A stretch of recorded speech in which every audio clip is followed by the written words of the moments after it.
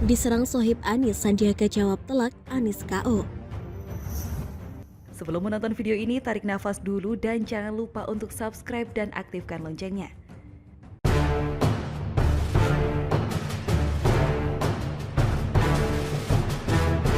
Anies Baswedan pernah jadi pemenang bersama Sandiaga Uno.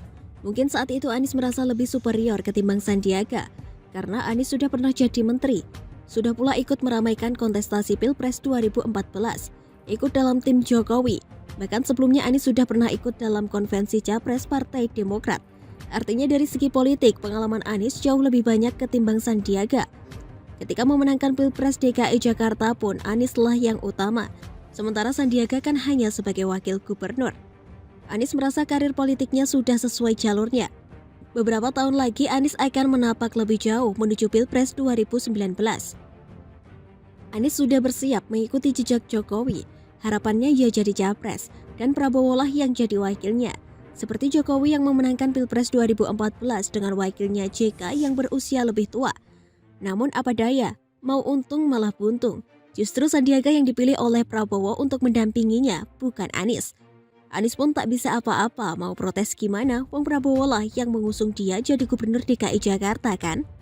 Mungkin Anies masih menyimpan rasa sakit hati terhadap Sandiaga, sehingga dia pun seperti ngambek, tidak mau cepat-cepat menentukan pengganti Sandiaga. Sekitar 1 tahun 9 bulan lamanya posisi Wagub DKI Jakarta kosong. Anies jadi one man show, sampai akhirnya digantikan oleh Ahmad Riza Patria pada bulan April 2020. Bahkan mungkin Anies pun menyukuri ketika pasangan Prabowo Sandi kalah di Pilpres 2019. Salah sendiri kok tidak berpasangan dengan Anies. Bisa jadi itu yang ada di dalam benak Anies. Tapi Anies tidak menyangka bahwa pada akhirnya Sandiaga mendapatkan posisi lagi sebagai pejabat publik, yakni dengan diangkatnya sebagai Menteri Pariwisata dan Ekonomi Kreatif atau Menparekraf. Sebuah posisi yang sangat bagus buat karir politik Sandiaga. Jika Sandiaga berhasil menjalankan tugasnya dengan baik, jalan karir politik Sandiaga pun terbuka lebar. Sebagai Menparekraf, Sandiaga punya kesempatan untuk berkeliling Indonesia, dekat dengan publik, sampai nanti tugasnya selesai di tahun 2024.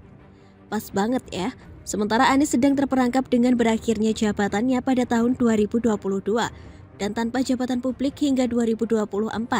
Apes bener. Menteri Sandiaga Uno cukup terlihat kinerjanya membantu Presiden Jokowi menangani pemulihan ekonomi. Saya lihat Sandiaga terlibat di berbagai kegiatan. Ada workshop pameran, forum diskusi, hingga mengadakan kunjungan kerja ke berbagai pelosok Indonesia. Menteri Sandiaga juga dapat memberikan semangat pada para pelaku industri pariwisata yang kena imbas terburuk dalam masa pandemi ini. Ada 34 juta rakyat Indonesia yang menggantungkan hidupnya dari pariwisata dan ekonomi kreatif. Sebuah tantangan besar buat Menteri Sandiaga. Ada saja ide dan inovasinya yang mendukung semangat dan kegiatan pemulihan ekonomi. Misalnya, ketika Menteri Sandiaga dan para pengusaha Hotel Garut sepakat untuk mengibarkan bendera merah putih, mengganti bendera putih yang sekarang banyak dikibarkan oleh pelaku usaha. Ini ide bagus ya. Kegiatan dan kebijakan Sandiaga sebagai Menparekraf bisa dilihat di website resmi Kemenparekraf atau di akun media sosial Kemenparekraf maupun Sandiaga Uno. Sampai di sini, ada seseorang yang bisa jadi sakit hati melihat perkembangan karir Sandiaga. Siapa lagi kalau bukan Anies? Dugaan ini diperkuat dengan adanya serangan yang dilontarkan oleh salah satu sohib Anies. Kalau nggak mau disebut sebagai buzzer, dia adalah Pandu Riono, epidemiolog dari UI, yang dikenal kerap membela dan memuji Anies di berbagai kesempatan. Misalnya ketika Pandu mengeluarkan pernyataan bahwa Anies pernah mengusulkan agar pemerintah pusat melakukan pengetatan maksimal Jawa Bali pada akhir Mei lalu. Namun usulan Anies itu disebut tidak diterima oleh pemerintah pusat. Nah, kali ini Pandu Riono menyerang Menteri Sandiaga. Merujuk pada berita media yang menyebutkan Kemenparekraf mengirim delegasi Indonesia ke Amerika Serikat untuk melakukan promosi wisata. Pandu pun meminta harusnya Menteri Sandiaga dan jajarannya punya empati dan membantu rakyat mengendalikan pandemi, mempromosikan 3M hingga membantu kegiatan tes lacak isolasi. Entah memang Sandiaga sudah melihat serangan ini atau memang kebetulan saja. Nampaknya Sandiaga memberikan jawaban telak atas serangan itu. Tentu bukan dengan serangan frontal yang tidak elok dan tidak logis macam Pandu Riono, melainkan dijawab Menteri Sandiaga dengan kerja, dan kerja. Di antaranya Sandiaga sibuk dengan kegiatan Anugerah Desa Wisata Indonesia 2021 yang kegiatannya dilakukan secara virtual, termasuk bimbingan teknis dan workshop. Sandiaga juga memamerkan hasil gerakan #Beli Kreatif Danau Toba yang berhasil membuka lapangan kerja sebanyak 3 kali lipat dan meningkatkan omset usaha hingga 201%. Ada pula program Speak Up the World di mana 400.000 restoran disiapkan untuk go internasional, dibantu oleh jajaran konsultan jenderal RI dan para diaspora di luar negeri. Beritanya bisa dilihat di akun medsos Sandiaga Uno. Bahkan ada satu jenis kegiatan yang menohok serangan Pandu di atas, yakni kegiatan Kemenparekraf membuka beberapa sentra vaksinisasi di berbagai lokasi, dengan merangkul berbagai perusahaan seperti MNC, Traveloka, Mr. Aladin, Lazada, Good Doctor, dan lain sebagainya. Nah, Pandu Riono sudah bikin apa buat membantu penanganan COVID dan pemulihan ekonomi? Sudahkah setaraf dan sebanyak Menteri Sandiaga? Tanya juga sohibnya. Selain keluyuran ke makam dan ke daerah lain di saat angka COVID naik, Anies sudah bikin apa buat warga Jakarta? Apakah sudah sebanyak Menteri Sandiaga? Apakah bahkan yakin jika dibandingkan soal kinerja, Sandiaga sekarang jauh lebih unggul ketimbang Anies? Ketika Anies masih saja menata kata, Menteri Sandiaga sudah banyak bekerja, kerja dan kerja. Tidak heran kalau Anies sekarang merasa sangat tersaingi. Yuk simak info selanjutnya di video berikut ini.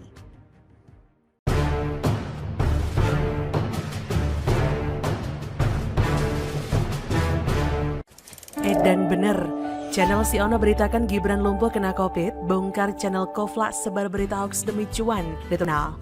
Wali Kota Solo Gibran Raka Buming Raka angkat bicara soal kabar yang menyebut dirinya lumpuh total usai terpapar COVID. Sebelumnya informasi yang menyebut Gibran lumpuh total akibat COVID dikabarkan lewat sebuah video yang ditayangkan kanal YouTube S beberapa waktu lalu. Dalam video berjudul Istana Banjir Tangis Virus Menggerogoti Tubuhnya Hingga Begini tersebut disebutkan COVID telah menggerogoti tubuh Gibran Raka Buming Raka. Adapun pada thumbnail video itu tampak Gibran sedang terbaring dan terlihat Presiden Jokowi berada di sampingnya sedang mendoakan. Lumpuh total, kabar duka istana, kondisi Gibran semakin memprihatinkan, istana banjir tangis. Demikian narasi yang tertulis pada thumbnail video tersebut. Terkait kabar tersebut, Gibran Raka Buming Raka pun menegaskan bahwa informasi yang menyebut dirinya lumpuh total akibat COVID tidaklah benar. Mengutip kantor berita Mall, Gibran mengaku sudah negatif COVID sejak 2 hari lalu usai dites swab PCR. Selain itu, putra Presiden Jokowi tersebut juga mengaku saat ini tengah menjalani masa pemulihan usai sebelumnya didiagnosa positif corona. Kendati sempat terpapar virus mematikan tersebut, Gibran tetap aktif bertugas sebagai wali kota Solo. Bahkan Gibran ketika terkena COVID tetap menghadiri rapat dengan para perangkat daerah lewat virtual Zoom. Kata Gibran, saya sudah negatif dari 2 hari yang lalu, Senin 19 Juli. Ini tinggal masa pemulihan, saya sudah tes swab PCR dan ya hasilnya sudah keluar dan saya sudah negatif sejak hari Senin. Ada, ini channel selalu sebar hoax ya. Saya nggak akan sebut nama channelnya, nanti terkenal. Haha, gini amat cari duit bro. Dari thumbnailnya saja dibuat seheboh mungkin, seolah-olah Gibran diedit tak berdaya. Dipotong palanya saja digabung ke foto orang yang terbaring sakit. Ada, norak. Sebenarnya kelihatan banget kok dari segi editan thumbnailnya dan dari model editan videonya. Channelnya itu cabang yang dulu-dulu itu juga sih. Cuma dibuat seolah sarang kadrun. Hada, bo iya pinter dikit lah kalau mau ngedit. Kelihatan woi, maksudnya jelas kok mau ambil duit AdSense dari dua kubu. Yang dulu dilapor pendukung istana, sekarang buat seolah pembenci istana. Ya kalau jurnalister mah Jeje udah tahu lah, setia, konsisten. Tahu mana yang abal-abal, mana yang cuma pengen cari cuan. Dan menyuarakan kebenaran. Makanya Jeje cinta banget sama jurnalister. Hehe. By the way, apa nggak kapok ya perkara thumbnail yang kelihatan hoax banget itu? Tapi Jeje baca di kolom komentarnya ya, banyak banget kok yang koplak percaya aja. Makanya Jeje nggak habis pikir, kadrun kok otaknya kagak ada. Mohon maaf, gregetan aku tuh. Secara logika aja deh ya, kalau memang Mas Gibran lumpuh dan lain-lain, apakah media-media besar akan heboh bukan main berebutan untuk memberitakannya? Tapi kadrun nggak paham soal begitu J. Yang mereka paham itu dapat share-sharean dari grup WA yang kebetulan isi otaknya sama. Terus langsung percaya aja. Ya Lord, ampunilah mereka. Harusnya cross check dulu lah Drun. Tapi percuma juga sih, daripada JJ disumpahin masuk neraka jahanam kan ya, nggak bisa masuk pintu sorga. Karena yang bawa kunci kan mereka, yang jualan kafling juga mereka. Apa nggak sakti banget tuh? Mungkin mereka terlalu mager untuk ngecek J. Jadi ya begitulah. Ditambah dengan hati mereka yang sudah dirasuki macam-macam paham radikal, yang pokoknya pemerintah mau lakukan apapun salah aja di mata mereka. By the way, redaksi jurnal beberapa channel kami seperti jurnal radio dan TV jurnal banyak mengambil narasi dari siwar.com yang notabene sudah izin ya sama bosnya, yakni kakak pembina Alifur Rahman. Jadi nggak ada tuh ceritanya asal comot. Itu adalah salah satu rahasia dapur kami, jangan bilang siapa-siapa ya. Dan Siward ini kalau kata kakak pembina sudah dinyatakan terbuka untuk umum, di mana semua orang bisa bergabung dan ikut menulis asal bisa nulis. Mas Alif membuat aturan larangan menulis atau membahas tentang Siward, baik memuji, membela atau mengkritisi. Mas Alif pengen Siward menjadi portal opini yang membahas isu-isu penting di negeri ini. Mendidik masyarakat untuk cerdas dalam hal menangkal hoax tidak cukup dengan kepintaran atau gelar-gelar akademik formal. Seseorang harus punya pola pikir logis agar bisa menjadi penyaring dari sekian banyak berita hoax. Dan itu satu-satunya yang bisa menyelamatkan kita dari seksinya berita hoax. Tanpa mengurangi rasa hormat kepada lembaga, media, atau organisasi yang selama ini menyatakan memerangi hoax, memverifikasi, mengontrol, dan menilai sebuah media, Mas Alif merasa kehadiran mereka pada beberapa kesempatan justru menjadi tameng untuk membenarkan sebuah hoax itu malah. Mari kita buka mata saat Rizik diberitakan mendapat undangan khusus dari Raja Salman untuk umroh, siapa yang berani membantahnya? Justru adalah Siward yang sama sekali tidak terverifikasi dan kerap difitnah abal-abal. Malah media mainstream yang katanya terverifikasi, bertanggung jawab dan valid ikut memberitakan berita aneh dan tidak masuk akal tersebut. Coba dipikir deh, di mana logikanya Rizik diundang khusus oleh Raja Salman untuk umroh? Padahal saat Raja ke Jakarta sama sekali tidak menemui Rizik. Otak mana otak? Gak salah sih memang, mereka hanya memberitakan dan membuat persis seperti yang diucapkan oleh narasumber. Tapi mereka tidak bisa berpikir logis. Sehingga tak ada saringan dan info-info tak masuk akal juga ikut diberitakan. Dengan Siward dan jurnal radio juga TV jurnal dan dari redaksi jurnal tentunya pengen mengedukasi masyarakat bahwa di media-media di Indonesia sudah memiliki kecenderungan dan arah politik yang jelas. Mereka memang tidak secara terbuka mengatakan mendukung si Ano, tapi semua kontennya mengarah ke si Ano. Sudah nyaris tidak ada netralitas. Ada media yang enggan memberitakan apapun terkait Jokowi, ada media yang hanya menjelek-jelekan Jokowi dan seterusnya. Apakah mereka salah? Tidak. Sebagian besar yang mereka beritakan memang merupakan sebuah fakta. Tapi apakah mereka netral? Tentu saja juga tidak. Pernah dalam sebuah analisis mingguan, Mas Alif melihat sebuah data bahwa ada media yang sengaja tidak membahas sebuah berita positif tentang presiden dan pemerintah. Jadi kalau kemudian Siward mendukung Ahok, Jokowi, Ganjar, Risma, Bima Arya, dan orang-orang baik lainnya, sekaligus jurnal radio, TV jurnal, mendukung pemerintah memberitakan prestasi-prestasi presiden dan menterinya, seharusnya tidak perlu dipersoalkan. Sebab kalau mau membaca berita negatif presiden dan pemerintah, tinggal pindah ke channel ke Media On atau Media yang Ono. Bagaimana menurut jurnalister?